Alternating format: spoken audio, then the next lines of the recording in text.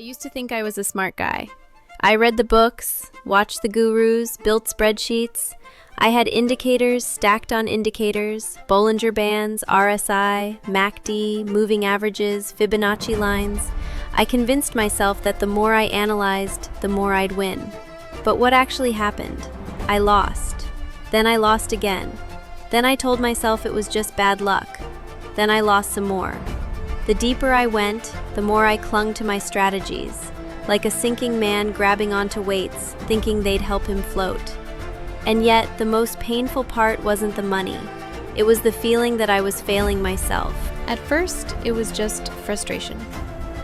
But then frustration turned to anger. And anger turned inward. I started talking to myself during trades. Why did you click that? You knew better. You should have exited. You always choke. You'll never figure this out. I started revenge trading.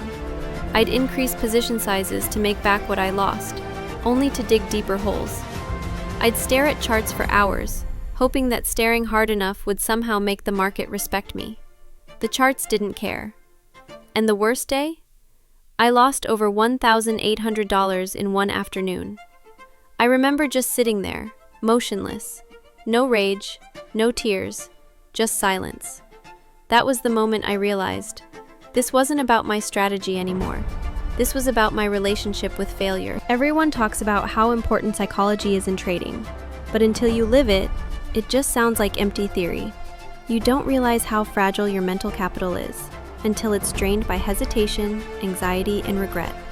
I wasn't just losing trades, I was losing sleep, losing confidence, losing identity. I started to question everything. Maybe I'm not cut out for this. Maybe trading is just gambling with extra steps. Maybe the smart thing is to quit. But a small voice inside me said, or maybe, this is the part where you learn what matters. So I stopped trying to trade like everyone else. I stopped looking for new strategies. And I started doing something uncomfortable. I started journaling every emotion I felt during every trade. No technical notes, just emotional footprints. What I found shocked me. I wasn't just losing because of bad entries or exits. I was losing because I had no idea what emotional state I was in when I made decisions. I'd find notes like, entered long, felt rushed, didn't check my rule, exited too early, fear of giving back profit, added more to a losing trade, felt desperate to prove I was right, didn't trade at all, scared of being wrong again. It became obvious. I was trading emotions, not setups. That realization didn't fix things overnight, but it gave me something I'd never had before. Clarity. And clarity became the first seed of change. One day I made a rule. No trade unless I know what I'm feeling. That was it. It sounded stupid, but that one rule forced me to pause, to breathe, to stop letting FOMO push buttons. Then I added another. Every trade gets a reason. Every reason gets a review. Soon, I wasn't just trading less, I was trading better. My win rate didn't magically jump, but my confidence in execution did. I stopped sabotaging myself. I started forgiving myself. I started focusing on one thing. Did I follow my process? Not, did I make money? But, did I respect my system and myself? That shift changed everything. Here's the lie most traders believe. If I just learn more, I'll finally win. I believe that too. I thought the answer was in more charts, more setups, more indicators, more data. But what I didn't realize was more information does not equal better decisions. In fact, the more I consumed, the less I trusted myself. Every new strategy felt like a band-aid for a deeper wound. That's when I discovered the idea of cognitive simplification. The concept was simple. Don't analyze more, analyze less with more clarity. I went on a digital detox, I cleared my charts, deleted half my indicators, stopped watching live streams, and I asked myself, what if trading could be boring, but effective? So I wrote out one page, my entry rule, my exit rule, my maximum risk per trade, my daily stop loss, and most importantly, how I want to feel when I click the button. It looked like this. I trade only when I feel neutral, calm, and focused. If I feel excited, angry, bored, or desperate, I pause. Every trade must be boring. That's how I know it's right. That one-page document became my mental firewall. It blocked emotional trades before they happened. It reminded me that my mind is part of my system, not separate from it. Next, I tackled the emotional side. It wasn't enough to know I had emotions. I had to map them, like a chart. So I created a simple journal system. Emotion triggered by action. Plan fear after 2 losses. Pause 1 hour, journal, walk outside. FOMO, seeing green candles without entry. Review system. Ask, is this in plan? Revenge, losing big trade. Go flat, no trading rest of day. Overconfidence, 3 wins in a row. Reduce next position size by 50%. Doubt, hesitating on entry. Review checklist. Deep breath, decide or skip. This emotional table became my mirror. Instead of trying to suppress feelings, I started to observe them, like weather. I learned, you don't control the storm, you control the sail. Every day now starts the same way. Before charts, before Twitter, before anything, I write down, how do I feel right now? I breathe for 90 seconds, eyes closed. I visualize my one-page system. I say out loud, I don't chase, I execute, I follow my rules. These aren't just rituals, they're anchors. In a sea of volatility, I needed something unshakable, and that was myself. At some point, I stopped looking for thrill. The best trades were the ones I almost didn't notice. No adrenaline, no racing heart. Just signal, click, done. When I started valuing consistency over excitement, I realized the people who treat trading like a business eventually take money from those who treat it like a game. I wasn't just becoming a better trader, I was becoming a calmer person, and that change spilled into the rest of my life. I stopped reacting emotionally in arguments. I stopped overchecking my phone. I stopped needing constant results to feel good about myself. Trading became more than profit. It became a mirror of my inner world. Ironically, it wasn't until I stopped trying to control the market that I started to experience control within myself. Before, I'd force trades. I'd enter just because it looked good or I felt pressure to act. But I learned that in trading, restraint is a superpower. The edge isn't in doing more, it's in doing less, but doing it better. One day, I sat out an entire session. Not because there were no setups, but because I wasn't in the right mindset. That night, I journaled. Today, I didn't trade, and that was my best trade. Eventually, something strange happened. My trades became less exciting, but more profitable. The wins felt satisfying, but not euphoric. The losses felt manageable, not crushing. I wasn't chasing a feeling anymore. I was following a process. Here's what shifted. I started tracking process compliance, not just P&L. I rewarded myself for following rules, even if the trade lost. I gave myself breaks after emotional triggers, no matter what. I no longer tied my identity to my results. A losing trade doesn't make me a loser.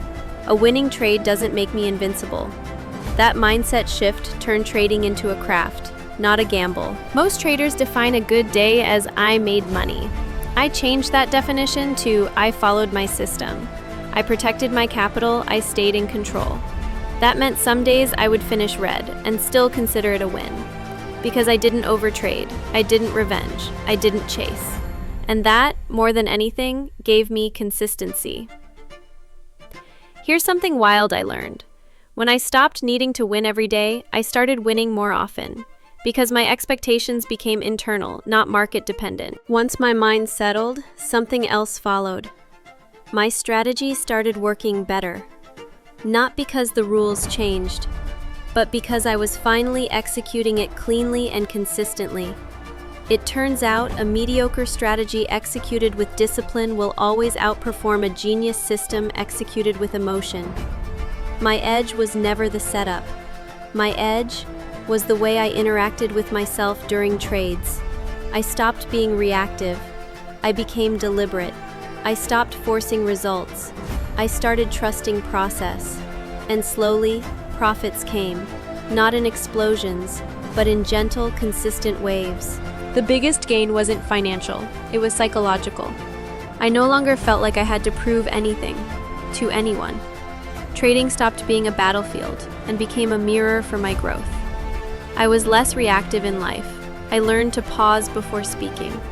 I became more patient with myself and others. I realized that trading isn't about mastering the market.